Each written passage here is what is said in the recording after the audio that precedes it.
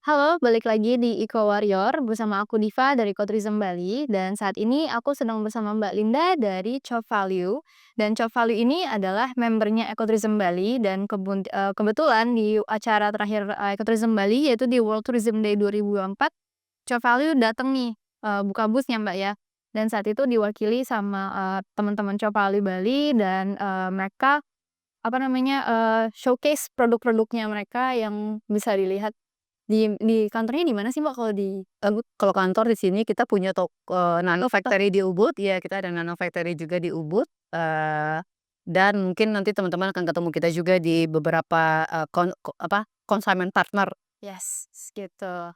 Oke, Mbak Linda, apa kabar nih, Mbak? Baik, terima kasih. Sebelumnya makasih nih Mbak Linda karena udah menyempatkan waktunya untuk diinterview sama Ecotourism Bali dan, ke di ini kan, apa namanya, factory-nya ya? Ya.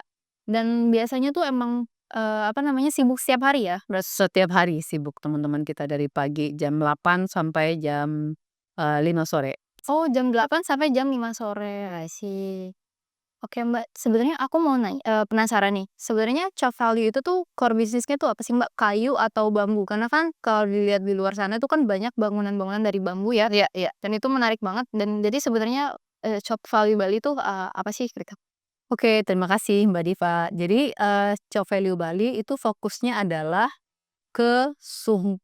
sampah sumpit sebetulnya. Kayak Nah, kebetulan kan sumpit itu memang ada yang dibuat dari bambu, ada juga yang dibuat dari kayu. yes. Nah, kita mengkolek semua, model sumpit ini, eee, di mana sumpit ini tuh sebelumnya belum dilihat sebagai sampah yang mengganggu gitu ya. Sementara, 1,5 miliar sumpit itu per minggu dipakai di dunia gitu loh, dan itu diproduksi kadang-kadang diproduksi di Cina melalui perjalanan yang ribuan kilometer hanya dipakai untuk 15 sampai 20 menit saja, gitu loh. Nah, sementara kita di Bali, kita hadir di Indonesia, kita mulai di Bali dengan, pariwisata yang memang terfokus juga di Bali sehingga sampah sumpit itu juga ikut, hadir di sini, eee, fokus kita adalah balik lagi ke sampah sumpit, bambu dan kayu, dan sekarang juga sudah mulai merambah pelan-pelan ke tusuk sate. Oh, tusuk sate, Ya. oke. Kalau boleh tahu si sumpit sama, tusuk satenya itu tuh dikoleknya tuh dari mana ya, Mbak? Oke, jadi so far, kita bekerja sama dengan, hotel dan restoran di Bali.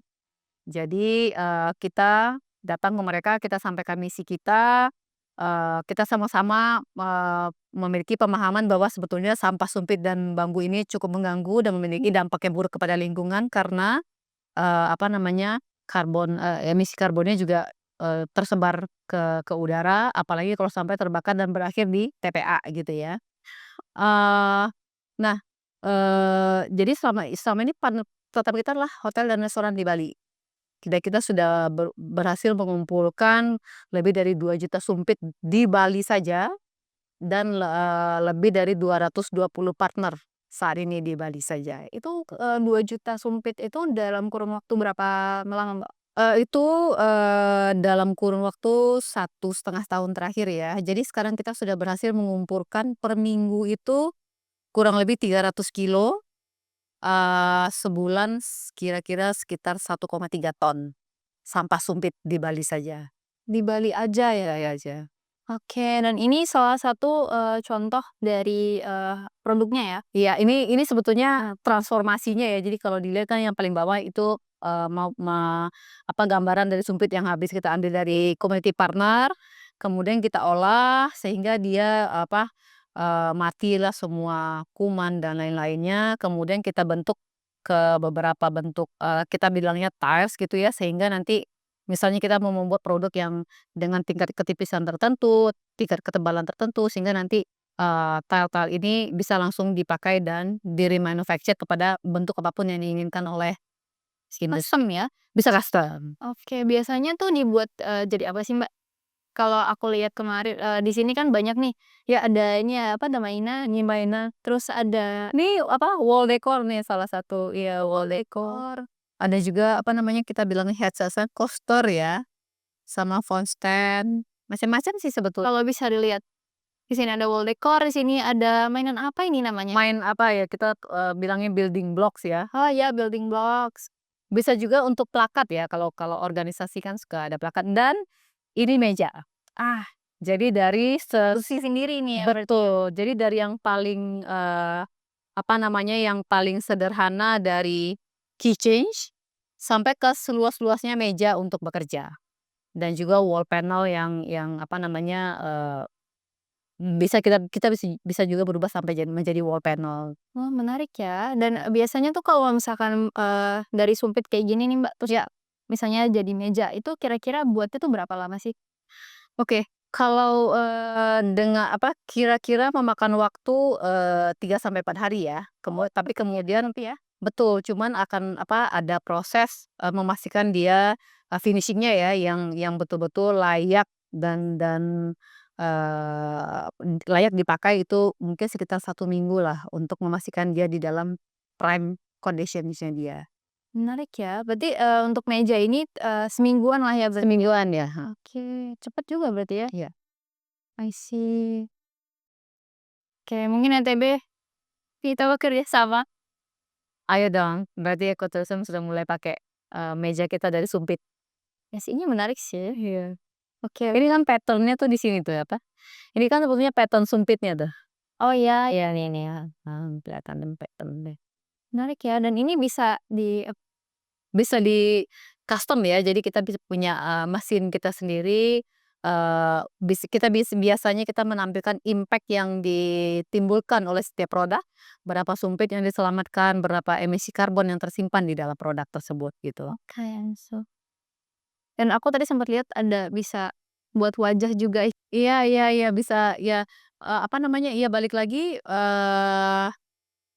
ini bisa apa namanya, custom made order, biasanya organisasi itu memakai produk kita memang organisasi-organisasi yang sudah fokus ke sustainability, Oke. kemudian mereka mau apa namanya, itu dipakai sebagai gift kepada klien, atau memang organisasi kan sekarang sudah banyak tuh punya sustainability corner karena anak-anak, zaman sekarang juga fokusnya sudah apa ya, sudah lebih banyak ke sustainability, Yes. lifestyle yang lebih bertanggung jawab, mereka kan juga sudah mulai melirik tuh barang-barang yang sifatnya sustainable. Jadi organisasi dalam part dari me-retain, employee, branding juga gitu ya. Jadi, apa namanya, banyak dari mereka yang menggunakan material kita untuk meja, bekerja ataupun sustainability corner, untuk menarik orang-orang, karyawan-karyawan yang memang punya, misi yang sama dengan organisasi gitu. Terus nih Mbak, biasanya yang diorder sama kayak hotel atau resto atau, teman-teman organisasi lainnya itu apa aja sih? Iya, jadi mostly yang mereka order itu biasanya tuh ada season-nya ya. Pertama dalam rangka ulang tahun sebagai gift kepada, apa Oh ya, namanya, tadi sebagai pelanggan mereka, dan juga kepada employee internal, mulai dari name tag, kemudian gift-nya bervariasi, ada tempat dudukan handphone kayak phone stand, tablet, macam-macam sebetulnya, dan juga dalam rangka ulang tahun dan juga lebih sering sekarang itu juga event. Ah, oke. Nah, kalau di hotel, itu banyak sekali signage, yang apa namanya, signage-signage yang ada di dalam, kamar tamu yang bisa langsung diakses oleh mereka bahwa sustainability itu sudah menjadi concern-nya dari hotel, gitu. oke, I see. Berarti basically hal-hal kecil yang sebenarnya kayak nggak terpikirkan ternyata tuh bisa betul tadi sumpit gitu. Iya iya. Oh, Bahkan bahkan meja ya, maksudnya, sekarang sudah banyak yang memakai meja kita juga dalam ukuran yang bisa dibilang nggak kira-kira juga bisa 4 meter, sampai 5 meter panjangnya gitu. prosesnya tuh complicated nggak sih Mbak untuk dari perubahan dari sumpit kayak gini jadi meja kayak gini? Apakah sebenarnya gampang lurus-lurus aja prosesnya atau gimana? Nah, balik lagi ya ke, apa, kalau kita bicara alignment dengan SDG, bukan hanya, responsible consumption dan, production itu salah satu menjadi concern juga, bagaimana itu se-lean dan seefektif mungkin gitu ya. Jadi sebetulnya prosesnya itu semuanya udah kita perhitungkan dan kita transparan, kita juga punya urban impact report kita. Baik dalam proses bagaimana kita memproduksi, bagaimana ketika proses kita mengambil sumpit kepada community partner, eee dan bahan-bahan yang kita gunakan itu semuanya, sebisa mungkin yang align juga dengan misi kita untuk mengurangi emisi karbon. Oke, I see. Lalu nih Mbak, ini kan, upaya yang sangat bagus ya. Ya. Ada tantangannya nggak sih? Dan kira-kira apa sih yang membuat, "Aduh ada kendala ini nih, jadi nggak bisa produksi," atau misalnya, sumpitnya kurang atau gimana? Ya. Gitu Mbak. Jadi sebetulnya, sejauh ini kendala kita adalah mengajak, pihak-pihak yang sebetulnya sangat dekat dengan, apa namanya, circular economy kita bilangnya, dengan prosesnya kita, terutama, bahan sumpitnya. Oke. Karena, ada juga saat ini, partner-partner kita yang perlu, extra effort dalam menyerahkan sumpitnya. Karena kan kadang-kadang restoran, contoh restoran gitu ya, karena tamunya banyak, nggak ada waktu untuk memisahkan antara sumpit dengan sampah yang lain, dan juga masih ada memang beberapa yang masih merasa sumpit itu kurang mengancam gitu. Padahal sebetulnya kan, eee, kita sangat percaya bahwa, kita masih terus keep coming back kepada mereka bahwa sumpit itu salah satu, waste yang juga mempunyai dampak buruk kepada lingkungan gitu. Karena begitu kita remanufacture menjadi berbagai macam produk, itu kita memperpanjang cycle kehidupannya di dalam produk kita gitu, Mbak. Berarti emang dari, awareness-nya Awareness-nya itu sendiri yang masih kurang masih ya. dan perlu ditingkatkan Iya, lagi ya? Oke, I see. Memang sih, agak sulit sih di situ ya, karena kan tergantung dari, merekanya pahamnya sampai sejauh mana. betul betul. Kadang-kadang juga apa ya, salah satu challenge yang, mungkin sebetulnya kita sudah align dengan, strategic level di sana misalnya gitu ya, cuman ketika, implementasi kesehari-harinya, kadang-kadang kan kalau di restoran itu, apa ya, pergantian karyawan ada juga yang cepat, kemudian rotasi mungkin. Nah, memastikan bahwa informasi itu tersampaikan kepada mereka itu nggak bisa kita garanti. Jadi kadang-kadang ada aja hari-hari yang sampah itu hilang. Gitu, Lah, karena gimana tuh, Mbak? karena mereka nggak tahu bahwa itu sebetulnya udah ada kerjasama antara kita apa, antara mereka dengan Chef Fairy Bali, sebetulnya sampah itu harusnya dipisahkan, ditaruh di tempat yang sudah disepakati karena nanti Chef Fairy kan akan mengambil, Oke.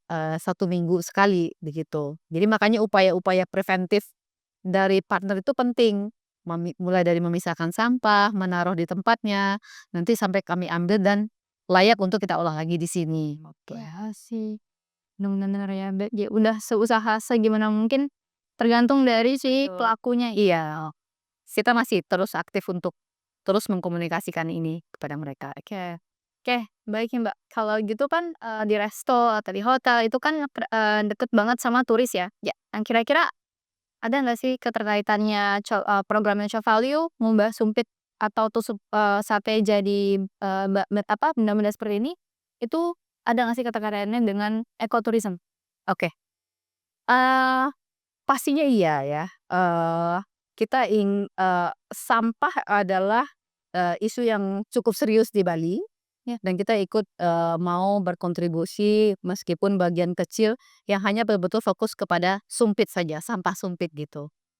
Dengan tingginya tingkat pariwisata, kemudian, pengadaan restorannya, pengadaan lain-lainnya jadi semakin tinggi sehingga mau nggak mau sampah itu juga sudah mengikuti gitu ya. Jadi, kita sangat percaya dengan, kita apa namanya, kontribusi kita saat ini ikut membangun pariwisata yang nyaman untuk Bali dan untuk Indonesia tentunya, karena kan plan kita ke depannya mau buka di berbagai macam titik di Indonesia. I see. Terus nih Mbak, dengan harapan tersebut nih, dengan goal tersebut, apa sih yang memotivasi Chow Pali Bali untuk ayo terus jalan? Oke, iya. Eee, yang pasti misi besar kita adalah, itu tadi ya, bagaimana kita bisa ikut berkontribusi dalam menyelesaikan permasalahan Indonesia dan dunia tentunya ya dan dari mengajak, teman-teman menjadikan, satu batang sumpit sebagai inspirasi bahwa itu bisa berubah menjadi sebuah, produk, bisa menjadi bisnis juga, sumber ekonomi dan, kita bilang dengan konsep sirkular ekonomi. Dan itu yang memotivasi kita untuk bisa terus bisa orang lain bahwa kita memang sudah memutuskan berbisnis dari sampah, 1,5 juta sumpit per minggu loh ya di dunia itu yang membuat kita terus bertahan di sini. Oke, I see. Bagus sih karena jujur menurutku ini inovasi yang Iya, balik lagi kali. pertanyaan Mbak Diva sebelumnya, ya bayangkan loh dari satu batang sumpit loh ya, bisa menjadi meja, bisa menjadi apa, cube dan lain-lain. Bayangkan kalau ini adalah misalnya baju, misalnya yang tidak terpakai gitu, apa, kursi-kursi tua yang sudah tidak terpakai gitu. Jadi tidak, kita menginspirasi tidak lagi menggunakan material yang baru, tapi dari satu batang sumpit ini bisa menjadi berbagai macam. Bayangkan, bagaimana konsep circular economy ini akan berkembang kalau kita aplikasikan lagi ke, waste-waste yang lain yang memang menjadi permasalahan utama di Bali gitu sih. Dan kebetulan ya memang, bambu ini bisa jadi apa aja ya, Mbak, ya, literally bisa jadi apa aja, gitu. Termasuk benda-benda, kayak di belakang ini nih, Ya, tuh. Dan kalau mau lihat, lebih banyak lagi produk-produk yang Share Value bisa datang ke tokonya. bisa ke, ya apa namanya, nano factory kita di Ubud, eee, aku lupa, Bisa turun di sini ya? bisa, jadi kita open, for tour di sini, ada programnya nanti, apa namanya, kita open untuk tour di sini, dan juga bisa melalui media sosial kita dan juga website kita gitu. Oke. Oke, dalam 5 tahun ke depan nih, Mbak, kira-kira apa sih dalam, penglihatannya Mbak Linda nih, dalam 5 ketinggian Shore Value di Bali ini akan jadi seperti apa? Dalam 5 tahun ke depan, kami melihat bahwa Chef Value ini menjadi bagian yang, cukup integral bagi pariwisata di Indonesia ya, terutama menyelesaikan permasalahan sampah juga di Indonesia. Eee, kita akan buka lagi 25 titik nanti ke depannya, dan kita ingin, eee, be eee, u upaya kita itu bisa menginspirasi, bisnis-bisnis yang lain untuk menerapkan prinsip, circular economy. Oke. Oke, kemudian nih, Mbak, yang terakhir, apa sih, pesan dari Mbak Linda atau dari Shop Value Bali ini sendiri terhadap masyarakat luar nih, supaya, bisa meningkatkan kesadaran mereka kalau satu sumpit itu tuh value-nya ada banyak, ya, apalagi kalau misalkan satu sumpit semua sumpit dikumpulin semuanya, so Iya.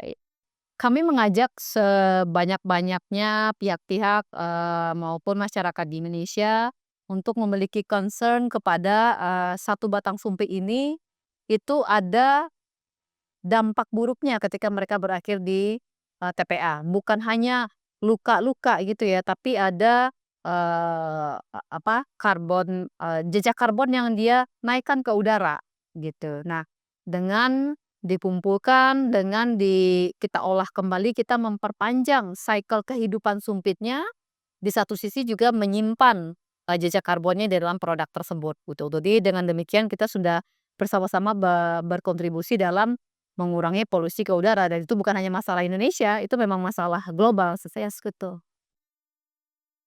wah, menarik ya, coba aku lihat. Ini boleh aku coba lagi. Ini yang udah di-press gitu ya? Ini yang udah di-press, eee, Kayak gini. kalau mati Wah, sih. Yang ini masih ini ya, Mbak, ya, masih sebenarnya ini sama-sama raw material dua-duanya. Nah, nanti tuh sebelum dibikin kayak gini nih Mbak Diva, dia tuh kan dimasukin ke mesin dulu, jadi ini akan aduh, nggak ada contohnya ya Wir, yang udah di-sanding ininya. Jadi nanti dia dipoles gitu ya? jadi dia tuh makanya itu maksudnya itu Wir. Iya nggak apa-apa. Nah, jadi setelah dari ini nih, misalnya kita mau bikin yang agak tebal-tebal gitu. Jadi ini raw yang tahap pertama nih jadinya, Mbak. Oh, ini masih tahap pertama. Ah, iya, kan ini baru jadi pile nih, kita bikin jadi tile yang tipis, yang tadi itu setelah di-press kan. Nah, ini yang, raw pertama yang siap untuk dibentuk menjadi, ini, apa, menjadi apapun yang dilihat di belakang sini, gitu. Sih. Iya ya, ini kalau kena kaki sakit sih. Iya, Oh, sorry, Mbak. nggak apa-apa dong kalau itu. Oke, sekarang kita masuk ke pertanyaan terakhir ya, Mbak, ya. Nah, jadi, Mbak Linda apakah punya pesan nih terhadap masyarakat di luar sana, terhadap penggunaan, bambu dan juga kayu? Oke. Ini penting banget ya pertanyaannya, karena selama ini kita balik ke organisasi banyak yang masih memakai kayu, kemudian mereka punya concern, "Kok Chow value, apa namanya, mahal lah," macam-macam lah concern-nya gitu. Yang menjadi misi utama kami adalah, sebisa mungkin kita tidak lagi fokus kepada material yang baru ditebang lagi gitu ya, karena kan untuk kita memakai meja dari kayu itu kan menunggu 70 tahun. Yes. Pohonnya lama banget kita tebang, habis itu kita nunggu lagi 70 tahun untuk kemudian kalau itu udah nggak kepakai juga sudah terbuang begitu saja gitu. Sementara kalau bambu, sebetulnya bambu sendiri tuh bisa dibilang material yang sustainable karena mereka tuh gampang tumbuh, 3 bulan kita panen. Cuman begitu dia sudah ditebang, sudah dalam bentuk sampah sumpit, itu juga menimbulkan permasalahan yang lain lagi gitu. Nah, disitulah kenapa kita, fokus kepada, sampah sumpitnya ini untuk kita perpanjang lagi umurnya ke dalam berbagai bentuk dan itu juga sebisa mungkin kita memang mencari, klien-klien atau partner-partner yang memang punya concern sustainability, menggantikan kertas, kayu, plastik, ataupun akrilik gitu. Oke, tadi kita udah ngobrol banyak sama Mbak Linda mengenai, apa sih yang bisa dibuat dari sumpit bambu, gitu ya, Mbak, ya. Jadi Chop Value Bali adalah organisasi yang mengumpulkan sampah sumpit yang terbuat dari bambu, yang kemudian diolah menjadi meja, kursi, terus bisa jadi, Nemtek juga. nemtek juga, kemudian juga bisa untuk, kayak wall decor, Ya. building block, dan lain-lain, dan bisa juga custom ya, Mbak, ya. Ya. Nah, buat teman-teman yang mau dateng atau mungkin mau, purchase your own, bambu. Desired, produk dari recycle sumpit, Yes. bisa datang ke toko kita di Jalan Hanoman nomor 58 di Ubud, Yes. atau bisa juga, belanja melalui website kita di covalueindonesia.com, follow kita juga di covalue_bali di Instagram, dan kita juga bisa ditemukan di, TikTok Shop ataupun Tokopedia. Oke, bisa datang offline atau maupun online ya, Mbak, ya? Iya. Oke, segitu aja untuk, podcast kita hari ini. See you di Eco Warrior. Thank you.